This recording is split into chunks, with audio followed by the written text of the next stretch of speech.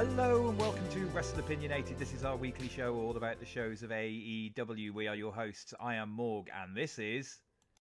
Mostly healthy, Matt Strange. Have you recovered from... Yeah, we missed a show last week because one of us was Did. dying. I was Quite fucking literally ill by the as sound. shit. I've not been that ill in a while. I'd give the details, but it's grotesque and mucusy, so we'll spare people. Fair enough. Well, I've spent most of my weekend watching Cowboy Bebop.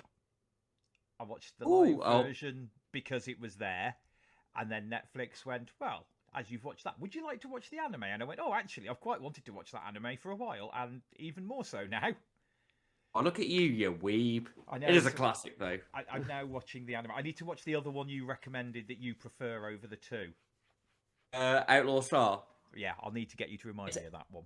It's a bit fucking zanier, don't get me wrong, but I'm a huge fan of Outlaw Star. It features spaceships fighting with robot arms. Yeah, sounds cool. Wrestling, one might say. Yeah. What a segue. Look at me go. I know. So yes, this is our show all about wrestling and not about anime. And as such, this could be the first time you've listened to us, and as such, you would need to know we have a tier list, which is how we give our overall scores for the individual matches of Dynamite and Rampage and give then an overall score. Mr. Strange, are you ready to explain our tier list? I am mostly ready. I am mostly ready to do everything this week. Plagueland. Right, tier list. You all know a good tier list. It's letters assigned to say whether something's good or not. Just as effective as any star system. Yes, we're being facetious. We start with our lowest rank, which is a D. A D is like my health currently. D is a bad match or a bad segment. Wrestlers didn't get over. You didn't give a fuck about the character. That your time was wasted. My time was wasted. I'll give an example of a D later in some of the reviews. It's a bad time. And then we get up to a C. C is a good match. It's a good segment. The characters got over. The wrestling was good. Sure, it didn't blow your mind, but you were entertained enough, ranging from okay to very good, or in Morg sound effects, it's alright to it's alright. B is next one up, match +1. The wrestling's crisper. The storytelling's better. The character's promo was really good. Sure, you're not riding home about it, but it's really filled in that time well, and you're glad that was on TV. Hey! Hopefully the best of the week, maybe not this week. A matches are awesome. You watch it from the start to the end. You know all the wrestlers are there. You know the story. The promo section was wicked. The match is crisp, clean. You see some cool stuff. Maybe not overly spotty. Maybe not overly fighty, but you get the full story in the ring and you're happy. And S, where I wish my health was. S ranks are magical battles between wizards and biker gangs and luchadors and ninjas, or just really tight, super good matches, including or beginning a storyline that we've been following forever. You send gifts of it to your mates. You talk about it for ages. It's the little bit of storyline you love. So D, shitty. C, good. B, very good. A, awesome. And S, amazing. Let's go! Right. So move on to the news. Not a lot going on, not in AEWs, but something I thought relevant to mention. So more people they could sign, Morg. Yeah, well, it appears that both Kyle O'Reilly and Johnny Gargano are both... Oh, I know that one. Both possibly done with Dubsy. They've not re-signed currently that we know of. I've seen no breaking news today to say that they have. I believe their contracts have expired or are just about expiring. Are they from the Adam Cole Friend Club of NXT? Well, Kyle O'Reilly very much so. Okay, cool. He is a member, which does make me wonder if there has been some quiet backstage phone calls going on the, you do know if you don't sign, we're setting up the story to bring Undisputed here. And there's got to be a part of him thinking, well, I could go onto the main roster and be treated like shit and nobody and jobbed out and then released, or I could let my contract expire and go to AEW and be involved in what will be probably one of the main event stories as we have Undisputed versus the Elite. AEW is going to need a third show at this rate. I know this. Well, they're doing very well at cycling people in and out. Something that Dubsy doesn't do. And you feel like they're cycled. You don't feel like somebody's forgotten about. I think the only person I can think of that might be forgotten about at the moment is Kip, but I don't know why he's done some promo work. Yeah, he might recently. just been injured. I can't remember why. He had surgery on his shoulder. Yes, that was it. Yes. So he's on rehab. So yeah, and he does a lot of Twitch. So yeah, he's not been forgotten about. He's just out injured at the minute. But yeah, so I'm not too worried. I don't think Tony Khan's an idiot. No, definitely not. And as a businessman as well, I don't think he's going to overbloat his roster, but I think he's going to cherry pick certain names that can tell a story and will add value. I mean, fair play. I'm very critical, obviously, of all the different people coming in, but I'm going to be polite about Tony Nese after all my shit talking of him. I had a feeling you might do. I think it's not my match of the week, but it's not far off. He's a very sculpted man. We'll get to that. We'll get to it. It's not a high bar. No. So yes, possibly very okay week. Yeah, possibly it's Johnny Gargano and Kyle O'Reilly, and I've done my conspiracy theory that I think they're just slowly trying to leech the Undisputed over to have Undisputed versus the Elite. It'll be New Day next. Anybody who brings trombones automatically wins over my Scar Soul. We know this. Well, let's be honest. We all know that New Day versus the Elite is the New Day versus Best Friends. Oh, do you think New Day? See, there you go. There's 2 dream matches rolled up straight. Imagine how much fun they'd have. Imagine how much fun they'd have. Oh yeah. Anyway, right. Let's move on, and should we do some reviews? Let's fucking go for it. I'm ready. I've got my sheet for letter maths and my notes. Quick mention: no social media this week because we couldn't find anything. No, I avoided everything. I only watched all this yesterday. I avoided everything how ill I was until I'd watched the wrestling. Yes. But I don't think we've missed anything particularly exciting.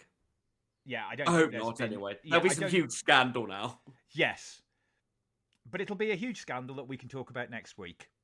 Hooray! Right, so we kick off with Dynamite, which is my problem. Just Excalibur and Shivani on commentary. Jim Ross currently undergoing some, I believe it's cancer treatments. Getting cancer. It's okay. It's the easier one to deal with. Yeah, and it's the better cancer. And in fact, piece of social media, JR tweeted, "My last cancer treatment is in the morning of," and I can't remember what the date is, but it's the date when AEW returned to Daly's place, I think. Okay. So I aim to get my cancer treatment in the morning and be back on comms broadcasting in the evening. Bless him. He should probably have the night off, though, but bless him. But yeah, you know what I mean. And if he's being that positive about it, then that's all we need to hear, to be fair. Exactly that. Right. So Hangman then comes down and joins commentary, and we have Bryan Danielson versus Alan Five Angels. Bryan wins by submission. What did you think of the match, and what score did you give it? Isn't it good to have Angels going back to like his old school power level? Don't get me wrong, he didn't dominate in this, or like... It was very good. This was a very good match. We get a strong grapple start into a straight 4 counter on a submission. Old jobby. Daniel really pushing his I'm a heel now. And some crowd work to assert the heelness, which I like. Really good showing for 5. And really, as I said, heel work for Bryan. We had some Force 500 fucking kicks and chops that I always love between both of them. And it was just a fucking beating, and with a really good pace. That butterfly suplex into the Juji Katami Danielson done is just phenomenal. Bryan Daniels, I forget which one he is here. Murder Vegan. Nice and even all the way through. Really good showing for Angels. As I said, he looked back to his old power level. And we got a Spanish Fly, which I always pop for. So it was good. It was a C, but it was a strong C from me. This is... a high C, arguably, but I think the term strong C is better. Do you like it? No arguments from me. High C. Yeah. C/B on my rating scale, which is always a high. High C, but it kind of felt to me where a C match should be. Like I watched it and I was like, they've not got the biggest story between them. There's enough, but they're both establishing character. Strong. Yeah. really, yeah, just enjoyed this match. It was good. Moving on from there, Brian does an in-ring interview where he calls out the next person, doesn't mention it. Then Hangman comes out. Then John Silver comes out to say Hangman's not allowed to punch Brian, but Hangman is. Sorry, but Silver is. And that's where we leave it. Any thoughts on that little segment? Good enough. I think it more just assured Danielson and the character he's being with the you don't take anything seriously. It's basically what he said to Eddie and the other one a while back of, don't do anything properly. And yeah, it worked like it. It's establishing heel Danielson. See you again. Yeah. Moving on from there, we had a Miro video promo. Miro in Purgatory? I'm not sure I like his all-white background as much as I like his crazy boiler room shouts. But otherwise, it's a solid enough descent into madness. He's always solid and good enough to, clear some time with. Just not his fieriest, most mentalist, I'd say. Yeah, I thought it was good. I thought it was good. I thought it was interesting because he seems to be back on form with his god now, but... Yeah, they're friends again. Yeah. Maybe. But maybe. We'll see what happens. Right, following on from that, Lee Moriarty versus CM Punk. MJF joins commentary. We'll leave what happens afterwards. So afterwards, what did you think of the match and what score did you give it? Punk showed up in a Lars Frederiksen shirt. That always pleases the inner Punk in me. Wrestling start, wrist control, holds and exchanges. I don't really have a lot to say for most of the match. It was solid. Not that exciting up to picture-in-picture with Punk largely in control. And then it was very okay. Gave it a C. I'd like to say more about it, but it was a solid, average American wrestling match, in my opinion. Right, so I'm going to have to institute the best friends rule here. Yep. And I'm going to have to agree with you that it was a C. I give it as a low B, but it is possible that I was being biased. It was fun. It's all clean and crisp.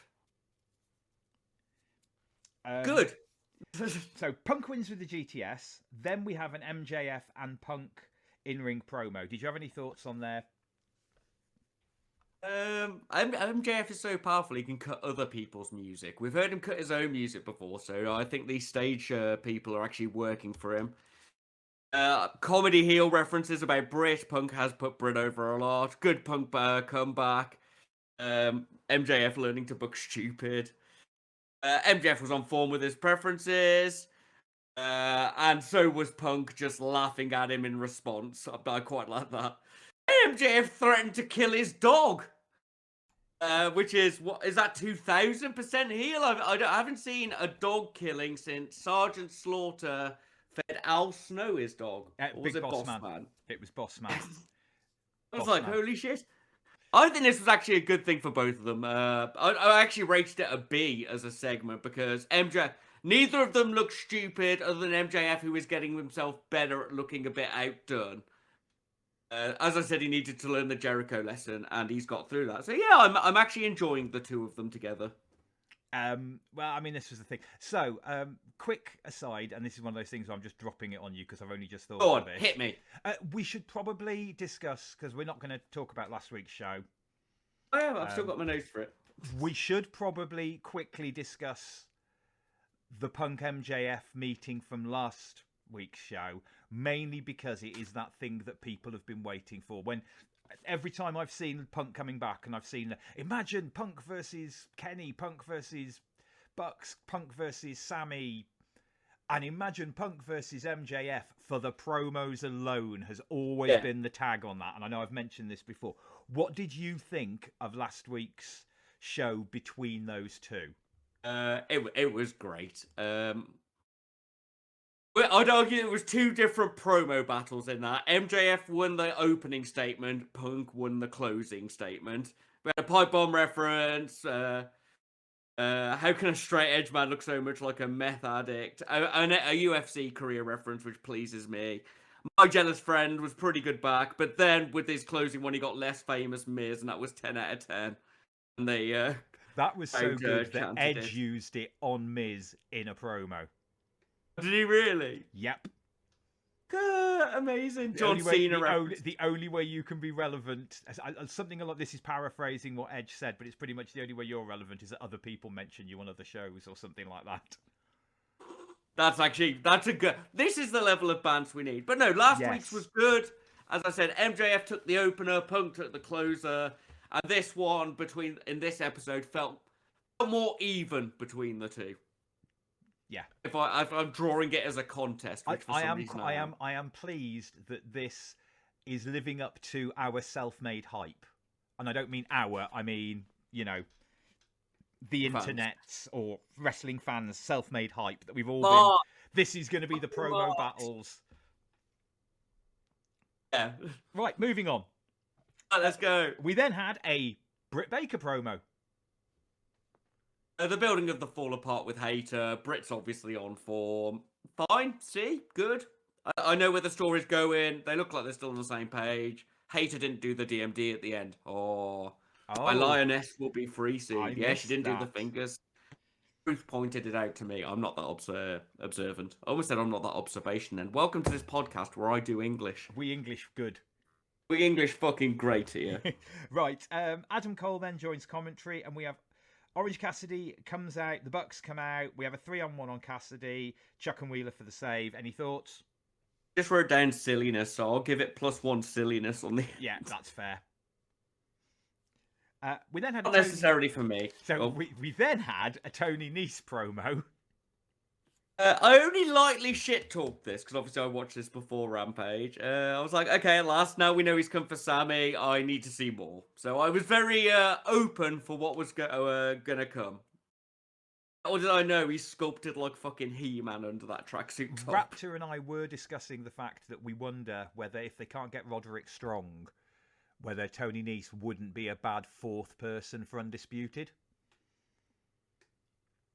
For the AEW, I think they're going to make a sort of an NWO type faction. I mean, if it's got Tony Nese who looks like that, and more on this later, and Bobby Fish, Victorian Brawler, I'm largely pleased. Yeah, exactly. You'll just be sad because it's got cut price Shawn Michaels in it. I don't dislike him. He's fine. I just don't see what he adds. He's great on BTE. These stories with him, Silver and Reynolds, wonderful. Otherwise, I'm like, what do you do? Right. So then we had a Penta and Pac promo. Any thoughts? Apparently, I didn't even run. Oh no, there it is. Oh yeah, Metal Gear Pac.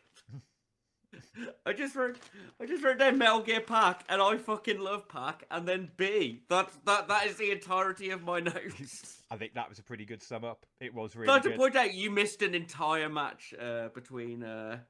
Oh God, yes, I have. Right, yeah, skip back. D down now. Skip D. back. There we go. Yeah, Wardlow with Sean Spears versus AC Adams. I didn't even write down Wardlow wins. You know. Yeah, D squash. Yeah, best thing about that was Wardlow's face towards Sean Spears of, what are you doing? Right, you can take it back over now. I thought we should at least shit on that. Point. Yeah, right. Taz then joins commentary, and we have the Gun Club, Billy and Colton with Austin versus Sting and Darby. Sting gets the win with the Scorpion Death Drop. Thoughts and scores? First, I'm going to boo again at the Guns' new theme tune. It's awful, and their old one was a fucking banger. It was fine, I guess. We get a nice fast start between Darby and Colton. Then we get the grandpa fight. Billy goes full 90s on selling from Sting. Fair play to him, because Sting's power level is ludicrous, even though he looks like he could eat Sting for breakfast. And Darby ate shit for a bit, and then he ate shit for a bit more, all the way through picture-in-picture. Still a Sting hot tag, which was pretty good for the old boy. And some shenanigans and Darby dives. And it ended low C. It was all right. I don't think it really helped anyone. What did you think? Win me over, Morg. I gave it a straight C on the basis that this was basically just a classic tag team match. And remember, I don't like classic tag team matches.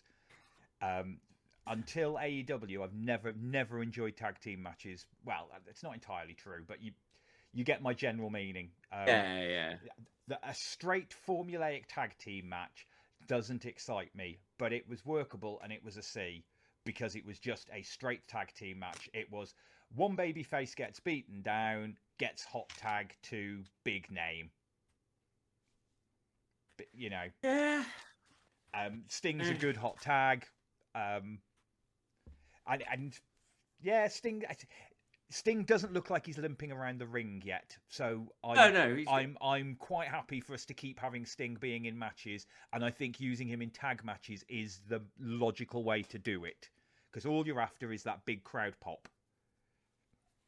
Yeah, fair. People just want to get the chance to see Sting. I mean, it's much the same as if Dubsy came over here again, as much as I don't watch it anymore, but they said, oh, Taker is coming over. I would probably not put it off like I have every other time, and I would probably, because it would be my only chance to ever see Taker live. And yeah, fair. Just if it's not against Bill. Yeah, that's what Sting... Yeah, well, to be honest, I wouldn't care. Personally, I have been waiting to see a man die in the ring for some time. I want Taker to go to AEW to fight Sting. Oh God! They can stagger around the ring for 5 minutes. I don't care. Anyway, let's move on. Rest of your OAP battle dreams. Yeah. So yeah, I gave it a C. But as I say, for that reason. We then had a Jericho promo, and he gets jumped by 2.0 and Daniel Garcia. Solid beating, Dubsy Dub, and I'm down for 2.0 versus the Inner Circle. Fine, it was very basic wrestling, but you know what? Put your comedy mid-card, robbery heels in against somebody like Jericho. They'll have a great time. Why the fuck not? Yeah. And well, it's looking like it's going to be Jericho and Eddie, which I like as a dysfunctional tag team. I think that's a dysfunctional tag team that could work really well. Yeah, somehow. Yeah, why not? That one, just because you've got so much charisma with those two guys, I think if you're going to do which I hate dysfunctional tag team, but I just think those two will make and they it coexist. Work. But I think those two will make it work because I think I've got faith in both of them. Yeah, that's the thing. So then Lio Rush comes out and has a confrontation with Team Taz. Any thoughts? We had Taz mocking Steiner Mats beforehand. The numbers don't lie over the Diamond Battle Royal. That made me laugh. I'm not sure the Leo segment worked. It didn't go as smoothly as possible. It seemed a bit weird. Arguably should give it a D, but I didn't rank it because I just sort of stayed at the TV and sort of was like, what's that meant to get across? Yeah. I'll give it a D. We've got a giant rack of C's. I think it's not going to matter. It's all. I think it's all just going to flow out into Dante Martin just leaving Team Taz very quickly, and I horribly think that the whole storyline is going to just be a non-entity. I think they're trying to find ways to keep Dante Martin on screen. Yeah, fair. Which I don't have a problem with because he's good. People like him. And excuses to get him on screen to have matches, good. Fair. Well, that will get a great tag team with him and Hook. Yes. Jade Cargill and Mark Sterling promo. Mostly saved by Rosa. Rosa has got that special skill of a real badass Latina. She can shout in Spanish and English in one sentence and get all of her rage and correct intonation out. I gave it a C. It was good. It was a nice build for their match. Yeah, I pretty much agree. I think it was, it was solid enough. I quite like Mark Sterling's promos. Jade Cargill's still yet to really impress me, and I'm very worried, but we'll talk about that in a minute. So more about that later. Then we had our... they've been hyping this match. Chris Statlander versus Ruby Soho. Ruby wins with a roll-up, and then Nyla Rose jumps Ruby. Thoughts and scores on the match? A wrestling exchange start, and it was a little slower than I expected, but it was solid. Picked up a bit. The crowd's lack of enthusiasm did hurt this match, I've got to say. I do think a little bit of a lack of chemistry between the two of them in the ring. Like, it was all paced. something felt just a bit off for me. Statlander fell over at one point as well, which made me laugh. As it did pick up got better post-picture-in-picture breaks, some cool power shows from Statlander, really good conflict on the turnbuckle, and I love the Rana off the knees head slam thing that Ruby did, which was one of the finishes of Abaddon a while back, but that's gone. Win with the roll-up, I can say the match was good. I can give it a comfortable C. I do think the wrong person won. That's just my opinion, I'm sure. I thought that at the time because I know Chris was your pick for the TBS championship. She's homegrown. She has worked her ass off all through Corona and put all of the different work in. She's super over and one of the most beloved women in the company. Yeah. And I don't want to say hot-shotting WWE people, but... Well, we'll wait and see because Thunder Rosa is still in there. Yeah, true. I think I'm hoping Rosa wins out of the ones left. I think it'll be Ruby. My money is still on Ruby. I will be critical. Yeah. Don't forget, I mean, Ruby was huge on the indies before. You know, she's maybe so, but respected women's wrestler. Statlander really helped carry that women's division. I didn't hate this match at all. The match was good. I gave it a B. Great. I actually quite enjoyed it. Yeah.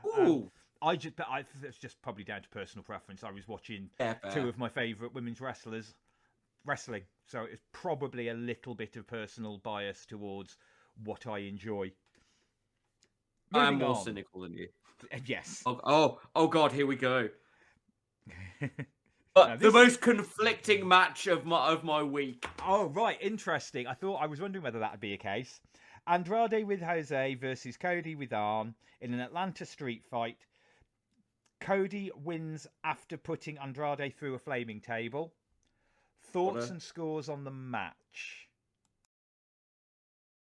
Right, okay.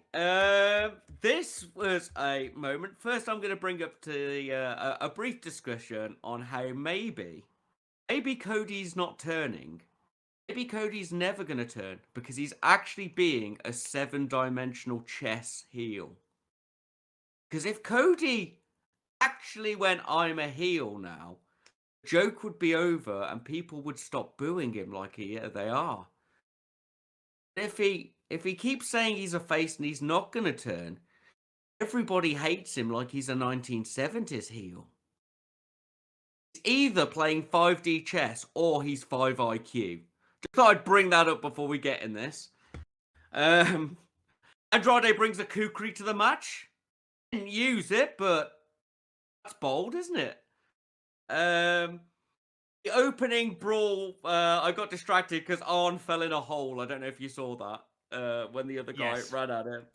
I had a chuckle. That's twice Arn's just a quick point I want to make here, because you just reminded me, is also, when you're going to have some guy who's just supposed to be the backup, don't let Jose take his shirt off and you can see how fucking ripped he is. As shit, isn't he? Fucking hell. Me and the Raptor took one look and went, well, yeah, he's a wrestler.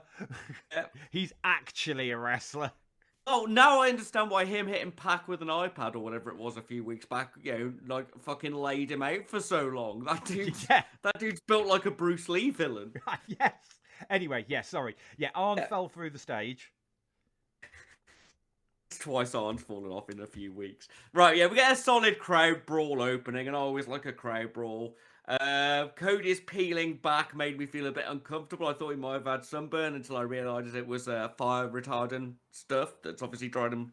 Yeah, we noticed that, and yeah. I was like, has he been in the sun too long? But then I'd seen a brief spoiler of a flamey table beforehand, and I went, To be fair, the Raptor actually worked out what was going to happen, and she hadn't seen the spoiler. Ooh, that's some big brain thinking right there. She kind of worked it out. But anyway, carry on. We get a Cody friend spot with T-Pain. It wasn't as bad as the others. He just passed him a chair, so I'll let that off. Fight carries on. Andrade hit Cody so hard with a laptop. Actually, I'd have a proper laugh at that. We get a bunch of Andrade slip moonsault springboard things he does in the corners that I always pop for. Really good brawly energy. We get obviously an Arn fighting the assistant spot, but it wasn't in the ring. It didn't like detract from the match. Like the match didn't stop for it to happen. I didn't hate it. The chair throw into the moonsault was oof, and I didn't spot it the first time. When they replayed it, I watched it going straight in. I really laughed at the sledgehammer pullout. Made me chuckle. The golden shovel really made me laugh. Assume you know the meaning of a golden shovel. Should I explain? Yes, I had to explain. I had to explain it to other people. Problems can't stay buried forever if you bury them with a golden shovel. A nice little. It's also John Cena's golden shovel. It's two. Shit. Or Triple H's golden shovel. Yeah. But so it was either Cena or Triple H that he was referencing. The same with the sledgehammer was definitely a reference to Triple H. Amazing. Cody took a knee to the face through a chair, which blew my mind. I was like, fucking hell, Codes. Cody, when he first put Andrade through the burning table, it looked to me like Cody had just put his back through the burning table and Andrade had just sort of, been on the other side of it. But with the replay, you can actually see Andrade's head hitting the table. So, and Cody wins, obviously, with little bits of burning plastic stuck to his back, because I assume they didn't realise the top would melt. Weird match, but I guess it's a B. And because everything was clean, it was obviously it was spotty. It was a fucking hardcore match with a bunch of shit, but it wasn't spotty in the way Cody matches normally are. Almost like Cody booked a different match this week, which I'll complain about in a bit. Yeah, we had story in. We'll probably get story out. Wrestling was look at the exasperation in my voice going, I've given a Cody match a B again. It's a B. There was story in, hopefully story out. The wrestling was comfortable. It wasn't overly spotty. Everything went well.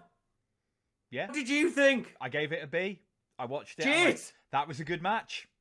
Shit. Maybe he's back. I hope he is. We can get those type of quality matches, Cody, you can do whatever the fuck. But in your 7-dimensional chess, yeah. I think you're right.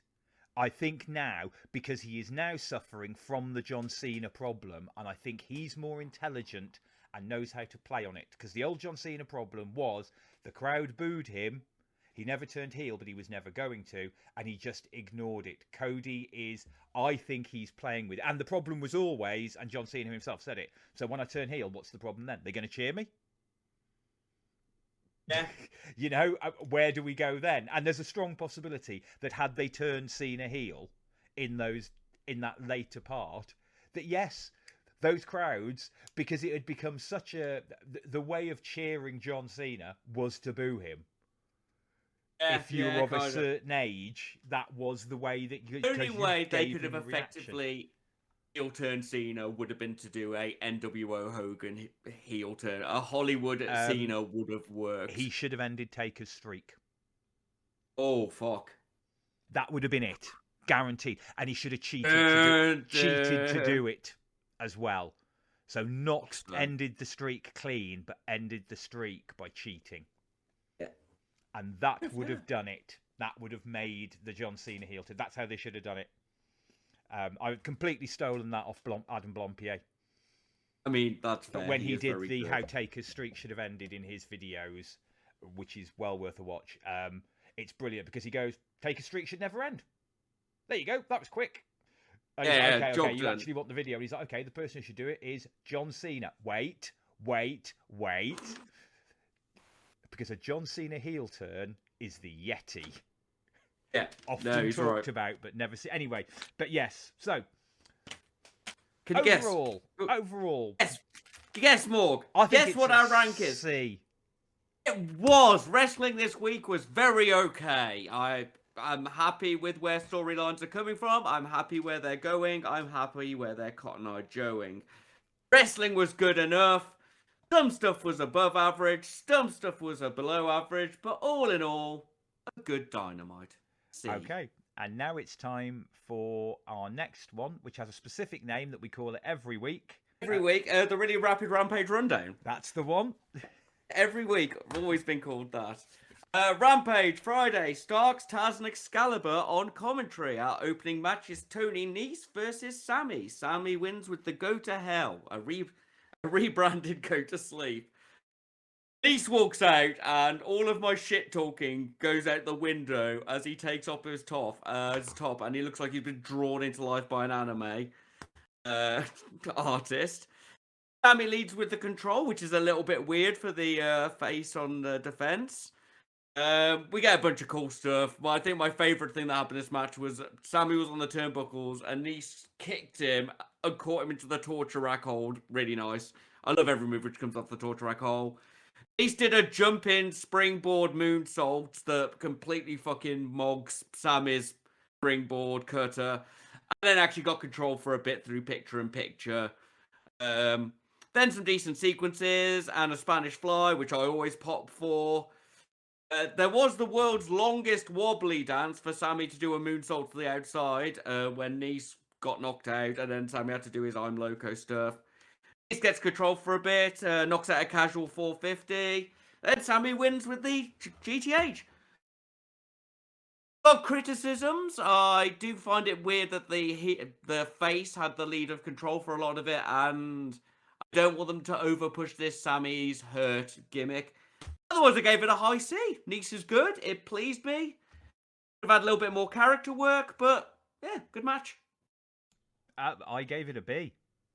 Ooh. Yeah, I really enjoyed this match. I thought it was really good.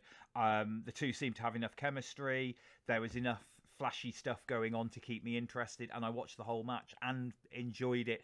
I mean, it didn't hit A territory. It was fairly, but yeah, this to me was wrestling +1. It was. I'm willing to negotiate up to that. Good storytelling in the ring. Yeah, I agree with you. It was a little strange, but I suppose it's all to do with how the heel cutoff comes, because that's the big thing with the face having the advantage. It's all about the heel cutoff. But yeah, I'm quite glad Tony Nese. This is nice because I didn't see a lot of Tony Nese on NXT. I think he's I saw him on the Cruiserweight, and he was good. There was something about him was always good. Didn't expect him to be able to pull out 450s and moonsaults as casually he did for a man as wide as he is. Yeah, that I wasn't. It was more the fact that his promo work was the thing that I was sort of pleasantly surprised by, because I always had him down as someone who wasn't much of a talker, but I think that was just me being wrong. Can't gel with someone every who isn't promo. much of a talker at all, and I just think I hadn't seen enough of his promos. He's a perfectly fine talker. Fair. Right, I'm going to get going. Dinosaur People promo. Marco Stunt now permanently replaced by Christian Cage. Christian Cage does pretty much all the talking, and he's good, obviously. They did the usual, they want to be the champions thing. It was a C. Passable promos. Nothing to add. Probably add more if they were doing their own promos. They've been around long enough, but there we are.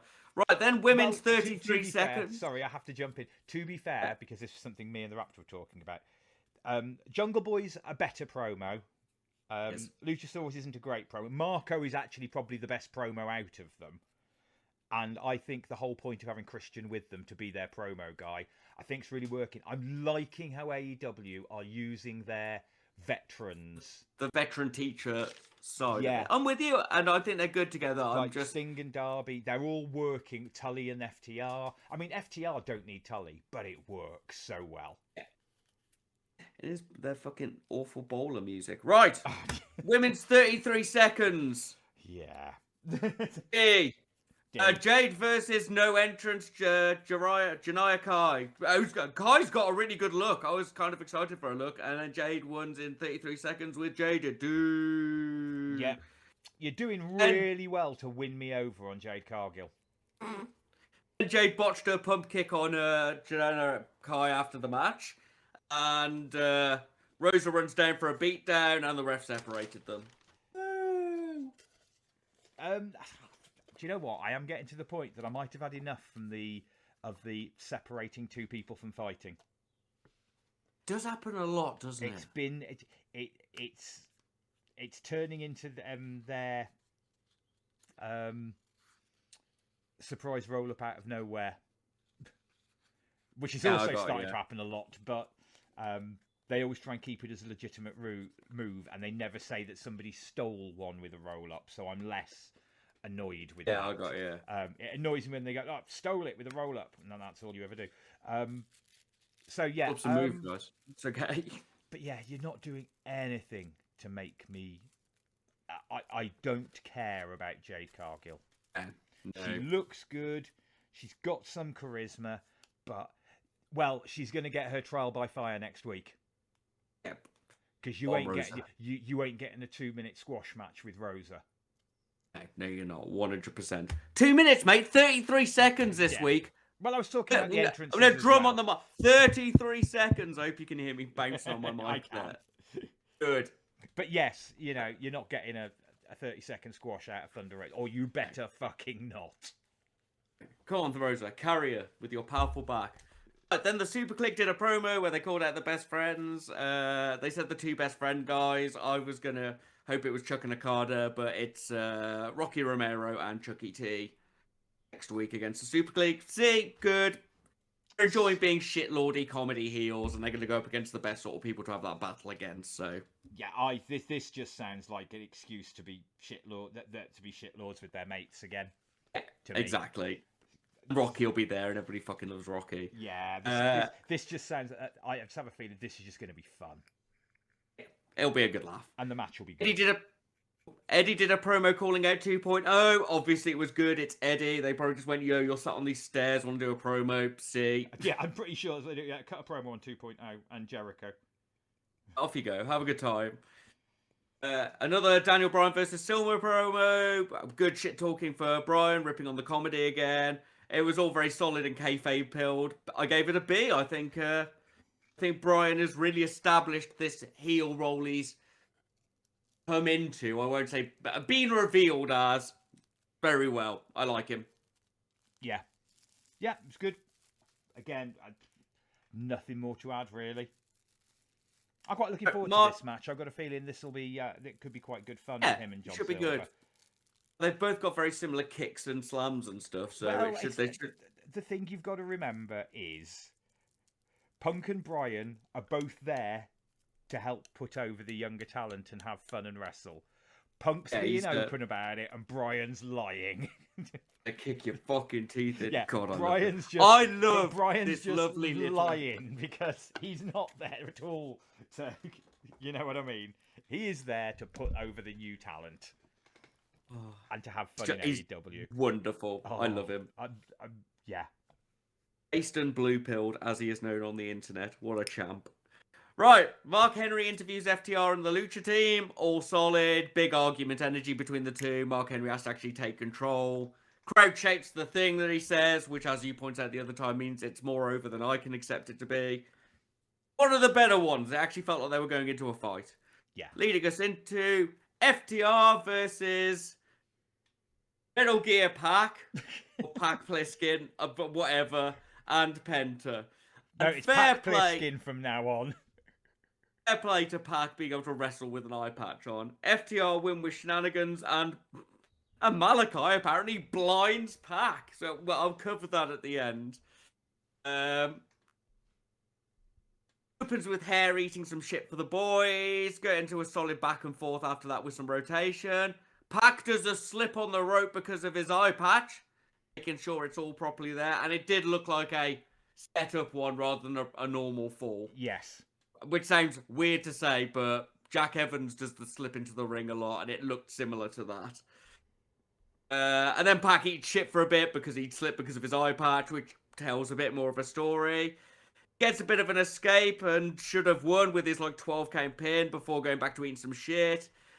Penta gets his usual fun hot tag, and one of my criticisms of Code Reds and Canadian Destroyers, that corkscrew what Code Red Penta's added into his repertoire, where he comes on sideways and flips them round, looks really cool. It's got that extra bit of momentum in it that sells it to me better.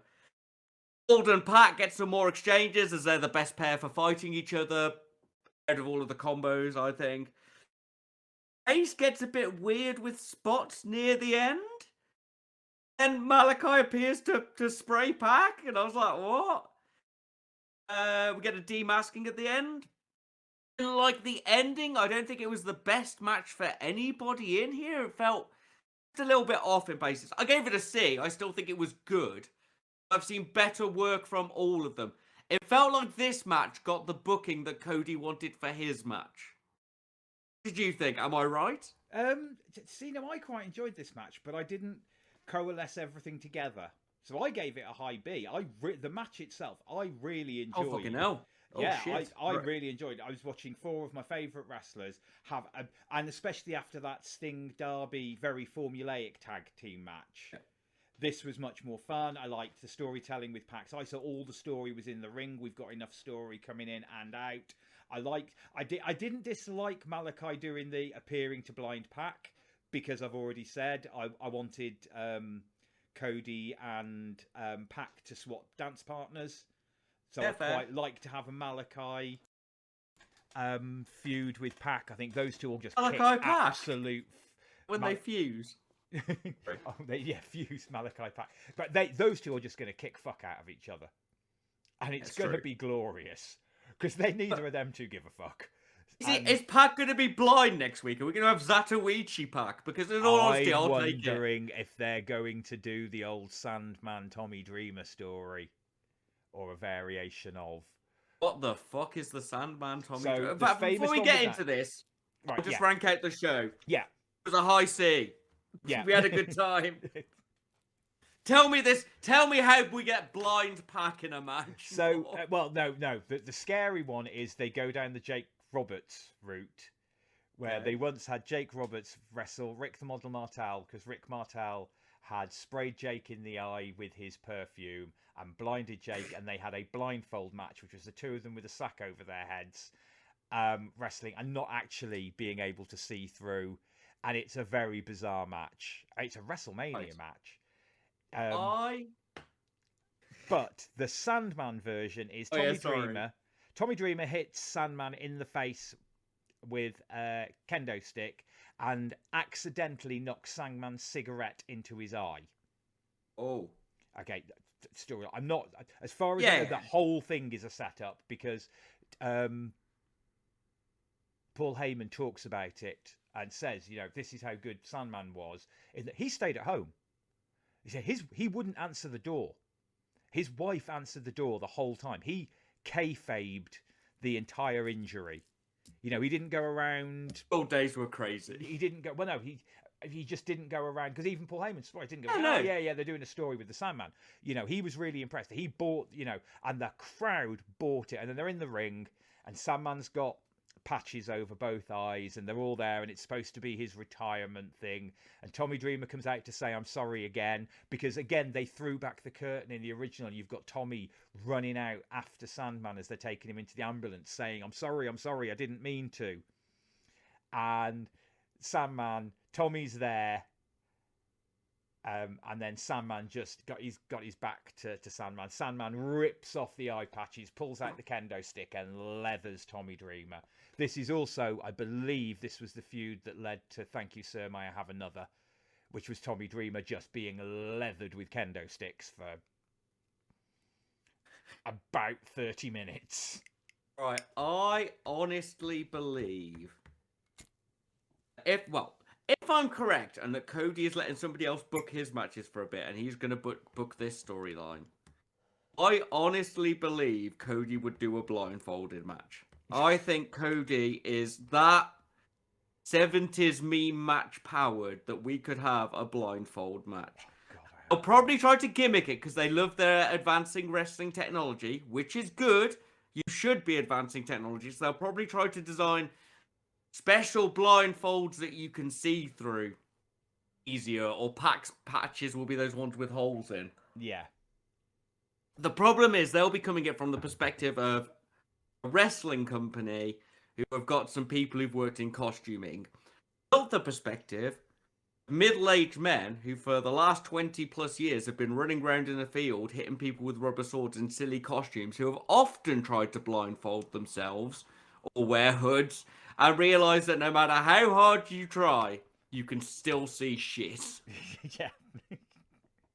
Listen to us, Tony Khan, we are LARPers. It won't work. It doesn't work. The match will be bad. It doesn't matter how good they are. This is, yeah. I mean, Rick Martel and Jake Roberts is not a bad combination of people. No? And I don't think they could make it work particularly well. No. On the other hand, if Pat comes out with 2 fucking white contact lenses in and fights like fucking Zatoichi from I'll be like, this is the dopest shit ever. Yeah. Hi there, welcome to We Book Anime Characters played by wrestlers. Today it'll be blind wrestler Pac versus evil wizard Malachi. We've seen can teleport other people as well, because he's teleported Andrade with him once. Yeah. What magic he has. Well, I still think he can just see in the dark. He just eats loads of carrots. I think... Just go back to his dressing room, there's just fucking carrots everywhere, and they're like, these Dutch people are weird. And Malachi's like, you'll never understand. The carrot soup. Exactly, keeps you going. Carrot soup is fucking awful. Yeah, it is. But carrot and coriander's all right. Yeah, it's alright, you gotta take it in the sweet direction. Hi, we've been through anime. Welcome now to our chefing. And our 2X Chef podcast. Suppose, should we round off? I think we should. I was just about to say, I think that's time for me to say, if you'd like to send us anything, please do. We'd like to hear your opinions. What did you think of the matches? Give us stuff to be angry about. Anything at all. Wrestleopinionated@gmail.com. Wrestleop on Facebook. Wrestleop1 on Twitter. I'd like to thank Anchor.fm for hosting the podcast. You can find us at Anchor.fm, Spotify and YouTube, and we are Wrestleopinionated on all 3 of those. Over to you, Mr. Strange. Send some shit in or I'll start making up subjects. Like, I've already got my little perfect Dwarven King, led by Pac Pliskin, as he now is. We've got Fantasy World, we've got Wrestling Worlds, we've got anime. We'll discuss fucking anything, no matter how weird. As long as it's got a slight wrestling attraction. Obviously, you should like, share, subscribe, hit a bell thing, send this to your friends, click the little love symbol, give it 5 bars of approval, and tell all your friends about how much you love listening to us talk once a week. So cheers for listening. I appreciate you. Back to you, Morg.